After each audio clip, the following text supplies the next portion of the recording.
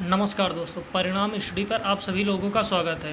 दोस्तों, आज हम लेकर आए हैं जीवाणु और विषाणु से होने वाले इम्पॉर्टेंट रोग के बारे में। यदि आप इस चैनल पर नए हैं तो चैनल को सब्सक्राइब कर लीजिए और अपने दोस्तों के साथ फटाफट से शेयर कर लीजिए। तो हम बात कर लेते हैं सबसे पहले जीवाणु के द्वारा होने वाले रोग। तो जीवाणु क्या है? जीवाणु एक कोशिकीय जीव होता है और इसका आकार कुछ मिलीमीटर तक ही होता है। इनकी आकृति गोल एवं मुक्त चक्राकार से लेकर क्षण आदि आकार की हो सकती है। ये अकेंद्रीय कोशिकीय भित्तियुक्त एक कोशिकीय सरल जीव हैं जो प्रायः सर्वत्र पाए जाते हैं। ये पृथ्वी पर मिट्टी में, अम्लीय गर्म जलधाराओं में, नाभिकीय पदार्थों में, जल में, भूपर्पटी में, यहाँ तक कि कार्बनिक पदार्थ में तथा पौधों एवं जंतुओं के शरीर के भीतर भी पाए जाते हैं। यह साधारणतः 1 ग्राम मिट्टी में 4 करोड़ जीवाणु तथा 1 मिलीलीटर जल में 10 लाख जीवाणु पाए जाते हैं। अब इनसे होने वाले प्रमुख रोग के बारे में जान लेते हैं।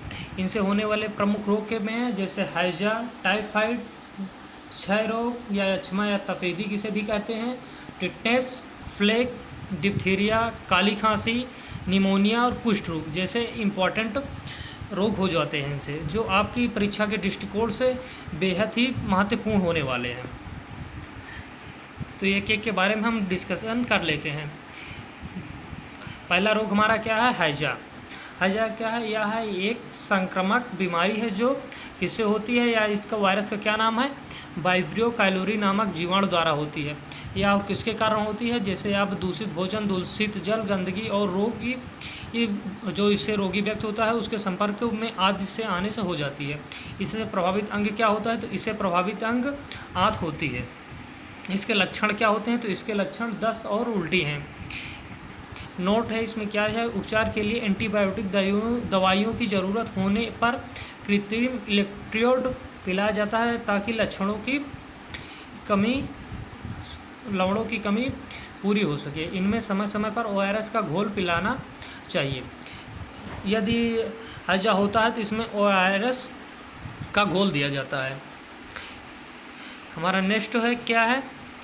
नेक्स्ट है टाइफाइड। टाइफाइड जो है एफिजी वर्ड से होता है। इसे नियति बुखार भी कहते हैं। यह जो है साल्मोनेला टाइफी नामक जीवाणु के द्वारा होता है। किसके द्वारा होता है दोस्तों? साल्मोनेला टाइफाइड जीवाणु के द्वारा होता है। और इसका कारण क्या होता है? साफ भोजन तथा जल ना पीना। यानी कि कुल मिलाकर एक प्रकार से कहते हैं साफ सफाई अगर नहीं होती है तो उसके कारण यह होता है रोग। उसके बाद इसके प्रभावित अंग क्या है? तो इसके प्रभावित अंग है आंत। इसके लक्षण क्या हैं? तो इसके लक्षण है तेज बुखार तथा सिर दर्द का होना होता है। नोडम क्या दिया है? इसका पान का रस तथा अदरक के साथ, शहद के साथ बराबर मात्रा में मिलाकर देना चाहिए तथा तुलसी और शहद का गाढ़ा पिलाना भी चाहिए। हमारा नेक्स्ट क्या है? क्षय रोग। यह जो रोग है माइक्रोबैक्टीरियम ट्यूबरोक्लोसिस नामक जीवाणु के द्वारा होता है। इसका कारण क्या है? निर्धनता के कारण पर्याप्त तथा पौष्टिक भोजन न करना, स्वच्छता का अभाव इस रोग से पीड़ित व्यक्ति के संपर्क में रहने, धूमपान करने तथा टीबी के मरीज को इधर उधर थूकने से या बारी बारी यानी कि उनके संपर्क में आने से एक दूसरे को यह फैलता है। इसके लक्षण क्या है? बार बार खांसी का आना, थूक तथा कफ का आना होता है। इसे प्रभावित अंग क्या है? तो इसे प्रभावित अंग फेफड़ा है। और इसका उपचार किसके द्वारा होता है? VCG का टीका लगता है। और उसके बाद हमारा नेक्स्ट बीमारी कौन सी है? तो टिटनेस। यह जो है टिटनेस क्लास्ट्रीडियम टिटेनी नामक जीवाणु से होता है। यह जो है धूल, मिट्टी, कीचड़ आदि में पाए जाते हैं। यह जो इसके जीवाणु जो होते हैं वो कहाँ पाए जाते हैं? क्लास्ट्रीडियम टिटेनी नामक जो है वो कीचड़, धूल, मिट्टी में पाए जाते हैं। कारण क्या होता है? कटने, फटने या घाव द्वारा। उसके बाद इसके लक्षण क्या होते हैं?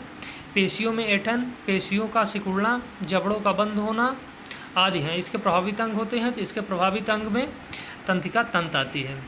इसका उपचार क्या होता है? कटने या फटने पर तुरंत टिटनेस का इंजेक्शन हमें लगवाना चाहिए। नेक्स्ट रोग क्या है? नेक्स्ट रोग है फ्लेग। यह रोग एरिसिया फेस्टिस नामक जीवाणु के द्वारा होता है। इसका कारण क्या होता है? चूहों के काटने से होता है। लक्षण इसके क्या हैं? तो इसके लक्षण हैं शरीर पर गिलटियाँ या तेज बुखार, खांसी का आना होता है। प्रभावित अंग इसमें क्या होता है? प्रभावित अंग इसमें होता है फेफड़ा।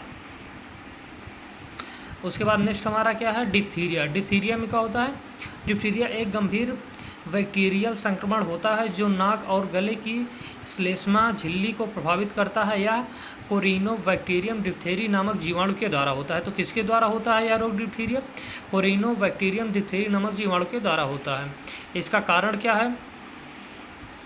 हवा द्वारा लाए गए कण, घरेलू दूषित वस्तुएं, संक्रमित घाव को छूने से आदि तो होता है। उसके बाद इसके लक्षण क्या हैं? तो इसके लक्षण है गर्दन में सूजी हुई ग्रंथियां, गले में खराश, निगलने और सांस लेने में कठिनाई, मोटी ग्रे रंग की झिल्ली द्वारा गले और टॉन्सिल्स को ढकना आदि।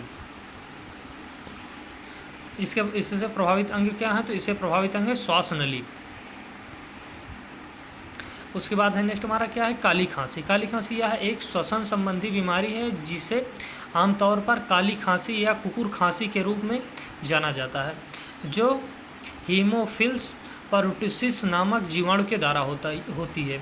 तो किसके द्वारा होती है काली खांसी जो? तो हीमोफिल्स परटूसिस के कारण। इसको दोस्तों ज़्यादा से ज़्यादा अपने दोस्तों के साथ शेयर करें। अगर अभी तक हमारे चैनल को सब्सक्राइब नहीं किए हैं तो फटाफट से सब्सक्राइब कर लें।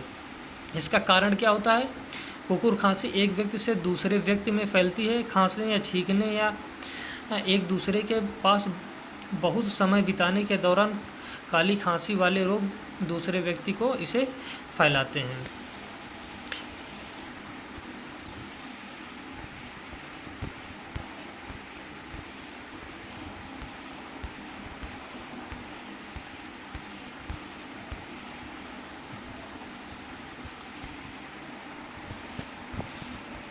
आगे क्या है दोस्तों? काली खांसी चल रही थी।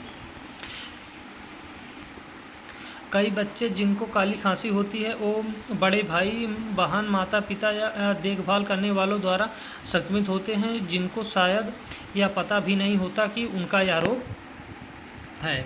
इसके लक्षण क्या होते हैं? तो इसमें लक्षण होते हैं लगातार आवाज़ के साथ बहुत तेज़ खांसी, तीव्र खांसी के साथ कुत्ते के खांसने जैसे आवाज़ आने लगती है, खांसी के दौरान या बाद में उल्टी होना, खांसी के दौरे होने के बाद थकावट आदि का महसूस होना होता है। इससे प्रभावित अंग क्या होता है? तो इससे प्रभावित अंग श्वसन तंत्र होता है। उसके बाद हमारा नेक्स्ट क्या है? तो निमोनिया। यह रोग डिप्लोकोकस न्यूमोनी नामक जीवाणु द्वारा होता है। वैसे निमोनिया के 5 प्रकार होते हैं। इसके 5 प्रकार कौन कौन से हैं? तो ए है बैक्टीरियल निमोनिया, दूसरा है वायरल निमोनिया, तीसरा है माइक्रोप्लाज्मा निमोनिया, डी क्या है चौथे पर एरिस्पेरेसन निमोनिया, उसके बाद 5वां क्या है? फंगल निमोनिया है। इसके कारण क्या होते हैं? तो इसके कारण होते हैं निमोनिया एक ऐसी बीमारी है जो छोटे बच्चों में ज़्यादा देखने को मिलती है। बारिश के दिनों में इस बीमारी का खतरा और भी बढ़ जाता है। निमोनिया होने पर पहले हल्की सर्दी जुकाम होती है, फिर धीरे धीरे बढ़कर निमोनिया में बदल जाती है। इससे बच्चों की छाती में कफ जम जाता है, जिससे उन्हें सांस लेने में भी मुश्किल होती है। इसके लक्षण क्या होते हैं? तो इसके लक्षण संक्रमक निमोनिया से पीड़ित लोगों में अक्सर बलगम वाली खांसी, बुखार के साथ कपकपी वाली ठंड, सांस लेने में तकलीफ, गहरी सांस लेने में चुभन वाला छाती का दर्द, फेफड़े में सूजन आदि होती है। इससे प्रभावित अंग फेफड़ा होता है। उसके बाद कुष्ठ रोग। कुष्ठ रोग जो है माइक्रोबैक्टीरियम लेप्री के कारण होने वाला क्रोनिक संक्रामक रोग होता है, जिसके फलस्वरूप त्वचा पर गंभीर घाव हो जाते हैं और हाथों पर तथा पैरों में तंत्रिकाएं क्षतिग्रस्त हो जाती हैं। सामान्यतः त्वचा पर पाए जाने वाले पीले या तांबे रंग के धब्बे हो जाते हैं। इसके कारण आयुर्वेदिक के अनुसार कुष्ठ रोग भोजन में प्राकृतिक विरुद्ध खाद्य पदार्थों का सेवन करने से रक्त के दूषित होने पर कोढ़ की उत्पत्ति होती है, जैसे कि मांस का सेवन करने के बाद दूध पी लेना। लक्षण इसके क्या होते हैं, तो इससे लक्षण है शरीर पर चकत्ते, हाथ तथा पांव, त्वचा पर गंभीर घाव आदि। इससे प्रभावित अंग क्या है, तो इससे प्रभावित अंग है त्वचा एवं तंत्रिका तंत्र। प्लीज़ अभी तक यदि आप चैनल को सब्सक्राइब नहीं किए हैं तो सब्सक्राइब कर लीजिए। इसके बाद हम बात कर लेते हैं जीवाणु यानी कि विषाणु यानी वायरस के द्वारा होने वाली बीमारी। इससे प्रमुख बीमारी कौन कौन से हैं, तो एड्स, डेंगू, पोलियो, चेचक, छोटी माता, खसरा, रेबीज, पीलिया जैसी प्रमुख बीमारी वायरस यानी विषाणु से होती हैं। चलिए एक एक के बारे में हम डिस्कशन कर लेते हैं। सबसे पहले क्या है एड्स। एड्स क्या है, वायरस। इसका विषाणु क्या है, तो इसका विषाणु HIV है। इसे प्रभावित अंग क्या है, तो इसे प्रभावित अंग है श्वेत रक्त कणिकाएं यानी कि WBC। एड्स का फुल फॉर्म क्या होती है, एक्वायर्ड इम्यूनो डिफिशियंसी सिंड्रोम। इसका चेक किसके द्वारा होता है, तो एलिसा टेस्ट के द्वारा होता है, एंजाइम लाइट एमिनो सॉल्ट इसी टेस्ट। उसके बाद हमारा नेक्स्ट क्या है, नेक्स्ट है डेंगू। डेंगू किसके द्वारा होता है, आपको नॉर्मली ही पता सब लोगों को होगा, डेंगू वायरस के द्वारा होता है। प्रभावित अंग इसमें क्या होता है, प्रभावित अंग संपूर्ण शरीर और जोड़ होते हैं। उसके बाद क्या है पोलियो क्या है, पोलियो के द्वारा होता है। इसमें प्रभावित अंग क्या है, गला, रीढ़, नाड़ी और संस्थान। उसके बाद नेक्स्ट हमारा क्या है चेचक कैसे, वेरिओला वायरस के द्वारा होता है। इसमें प्रभावित अंग क्या होते हैं, तो इसमें प्रभावित अंग संपूर्ण शरीर होता है। उसके बाद नेक्स्ट हमारा क्या है छोटी माता। यह किसके द्वारा होता है, वेरिसेला वायरस के द्वारा। प्रभावित अंग संपूर्ण शरीर। यहाँ ध्यान देना है, वेरिसेला और वेरिएला होती है जो कि छोटी और बड़ी मात्रा में कंफ्यूज कर सकती है, यहाँ इसे ध्यान से देखिएगा। नेक्स्ट हमारा क्या है खसरा। इसका विषाणु का क्या नाम है, पैरामिक्सो वायरस। किसके द्वारा होता है, पैरामिक्सो वायरस के द्वारा होता है। इसका प्रभावित अंग क्या होता है, तो इसका प्रभावित अंग है संपूर्ण शरीर। नेक्स्ट हमारा क्या है रेबीज जो है यह विषाणु द्वारा होता है। यह किसके द्वारा होता है, रैबिडो वायरस के द्वारा। इसके द्वारा प्रभावित अंग क्या होता है, तो प्रभावित अंग होती है तंत्रिका तंत्र। नेक्स्ट क्या है पीलिया, जॉन्डिस। इसके प्रभावित अंग क्या होते हैं, यकृत होते हैं।